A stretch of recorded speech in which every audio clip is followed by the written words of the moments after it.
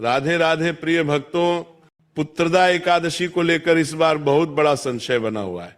हर जगह एक ही सवाल पूछा जा रहा है, लोग गूगल से पूछ रहे हैं। गूगल महाराज बताइए कि पुत्रदा एकादशी 30 दिसंबर को है या 31 दिसंबर को है। कोई 30 बता रहा है, कोई 31 बता रहा है। और इसी भ्रम में बहुत से लोग गलत दिन व्रत कर लेते हैं। जब गलत दिन व्रत हो जाता है तो उसका फल नहीं मिलता। फिर लोग कहते हैं हमने व्रत रखा, पूजा की, नियम निभाए, फिर भी संतान सुख नहीं मिला। प्रिय भक्तों, कारण यही होता है कि तिथि का निर्णय गलत हो जाता है। इसलिए इस बार पुत्रदा एकादशी की सही तिथि जानना हर माता, हर बहन, हर दंपत्ति के लिए बहुत ही जरूरी है। अब ध्यान से समझिए, धर्म गूगल से नहीं चलता, धर्म शास्त्र से चलता है। एकादशी का व्रत हमेशा उस दिन किया जाता है जिस दिन सूर्योदय एकादशी तिथि में हो। यदि सूर्योदय दशमी तिथि में हो और एकादशी बाद में आए तो उस दिन किया गया व्रत दोष वाला माना जाता है। वर्ष 2025 में 30 दिसंबर को सूर्योदय दशमी तिथि में हो रहा है और एकादशी सूर्योदय के बाद शुरू हो रही है। इसका सीधा अर्थ है कि 30 दिसंबर को व्रत करने से दशमी वेद लग जाएगा। और शास्त्र साफ कहते हैं कि दशमी वेद वाली एकादशी करने से पुण्य नहीं मिलता। अब 31 दिसंबर की बात करें, 31 दिसंबर को भले ही एकादशी सूर्योदय से पहले समाप्त हो रही हो, लेकिन शास्त्रों में यह नियम भी बताया गया है कि दशमी वेद से बचने के लिए द्वादशी युक्त एकादशी का व्रत करना ही सही होता है। इसलिए इस बार पुत्रदा एकादशी का व्रत 31 दिसंबर को ही करना है। यही सही दिन है, यही शास्त्रों का निर्णय है। अगर कोई 30 को व्रत करेगा तो उसे वैसा फल नहीं मिलेगा जैसा मिलना चाहिए। इसलिए इस बार सारी माताएं 31 दिसंबर को ही व्रत रखें पुत्रदा एकादशी का और नियम पूर्वक व्रत का पालन करें, तभी व्रत सफल होगा। अब बात करते हैं कि इस एकादशी को पुत्रदा क्यों कहा गया। इसका प्रमाण शास्त्रों में आता है। बहुत समय पहले भद्रावती नाम की एक नगरी थी। वहां राजा सुकेतुमान राज्य करते थे। राजा बहुत धर्मात्मा थे, दान पुण्य करते थे, दान पुण्य करते थे, दान पुण्य करते थे, ब्राह्मणों की सेवा करते थे, प्रजा को अपने बच्चों की तरह पालते थे। लेकिन उनके कोई संतान नहीं थी। राजा दुखी रहते थे और उनके पितृ भी दुखी रहते थे कि वंश आगे कैसे चलेगा। एक दिन राजा बहुत व्याकुल होकर जंगल की ओर निकल गए। वहां उन्हें कुछ ऋषि मिले जिन्हें विश्वदेव कहा जाता है।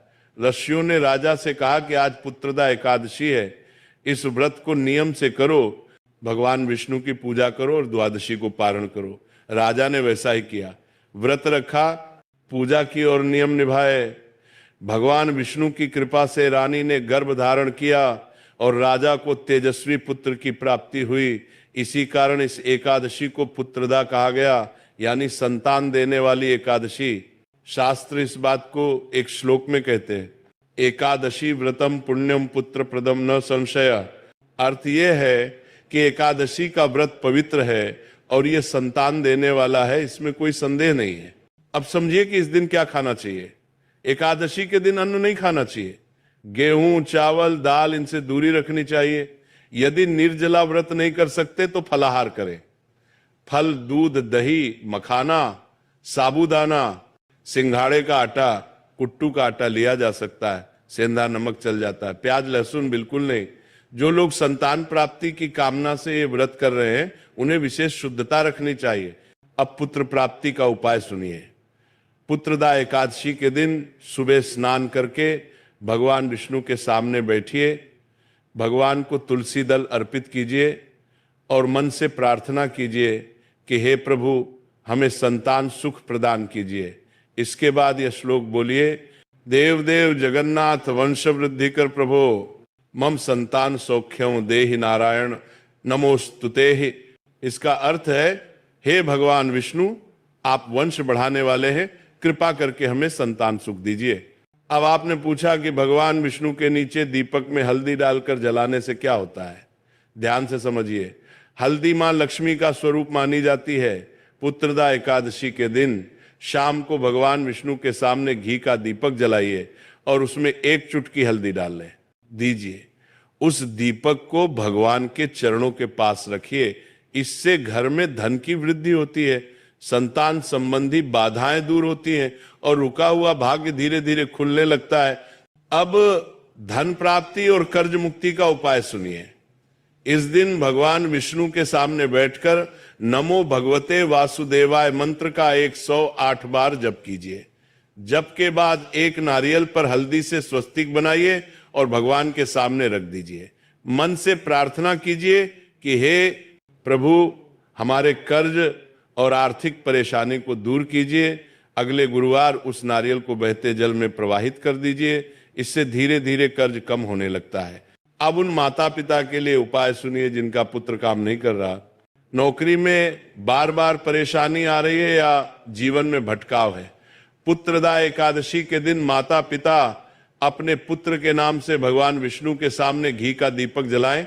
दीपक में थोड़ी सी हल्दी डाल दें और भगवान से प्रार्थना करें कि हमारे पुत्र को सही मार्ग दिखाइए।